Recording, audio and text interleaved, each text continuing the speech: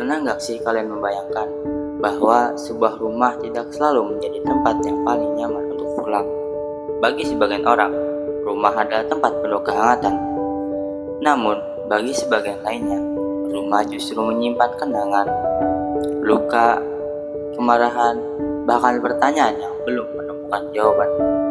Dan dari sinilah perjalanan novel rumah dimulai. Assalamualaikum warahmatullahi wabarakatuh. Perkenalkan, nama saya Raya Pangestu dari SMP Teak Malasabila.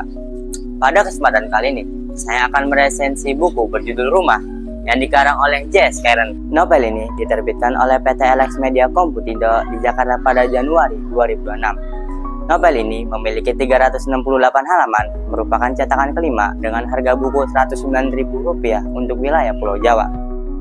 J.S. Karen, siapa yang tak mengenal sosok novelis muda yang memiliki nama lengkap Jombang Santani Karen?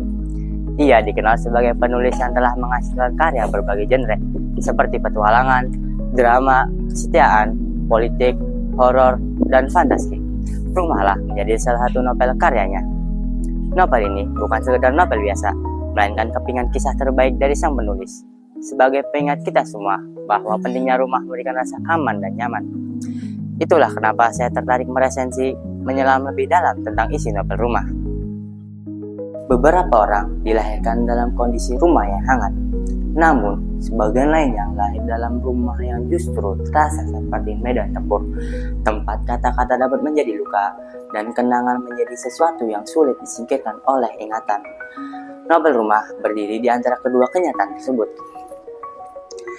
Novel ini tidak menghadirkan kisah keluarga yang hanya dipenuhi canda dan tawa. J.S. Karen justru mengajak pembaca untuk memasuki ruang yang sesak akan luka, luka yang dipeluk dalam diam dan tersembunyi di balik senyum paling riang. Novel Rumah menghadirkan tokoh utama bernama Ria. Ria ialah seorang perempuan yang hidupnya seperti kartu pos, yang terus berpindah dari satu pemilik kepada pemilik lainnya. Pekerjaannya memberikan kesempatan kepadanya untuk melakukan perjalanan ke berbagai penjuru dunia. Ia sudah terbiasa melihat laut yang paling biru, hotel-hotel mewah, dan kota-kota megah sekalipun. Namun, semakin jauh ia berkeliling dunia, semakin jelas bahwa ada suatu tempat yang benar-benar ia hindari. Tempat itu adalah rumahnya sendiri.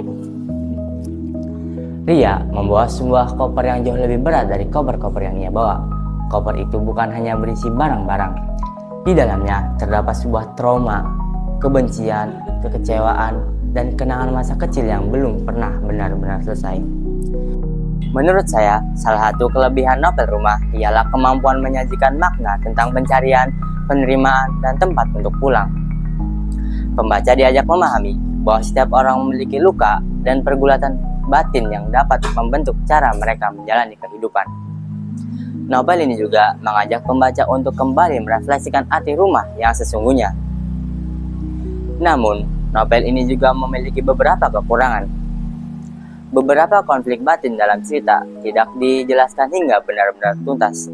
Hal tersebut dapat membuat sebagian pembaca merasa bahwa akhir cerita masih menyisakan beberapa pertanyaan. Selain itu, cerita lebih menekankan proses penerimaan diri dibandingkan penyelesaian konflik secara nyata. Novel ini mengajarkan saya bahwa hidup bukan hanya tentang penyelesaian masalah, tapi juga tentang bagaimana kita belajar menghadapi tantangan, penderitaan, dan tanggung jawab. Dari novel Rumah karya J.S. Karen, kita dapat mengambil pelajaran bahwa cerita ini bukan hanya tentang perjalanan hidup Ria, tetapi tentang makna kehidupan itu sendiri.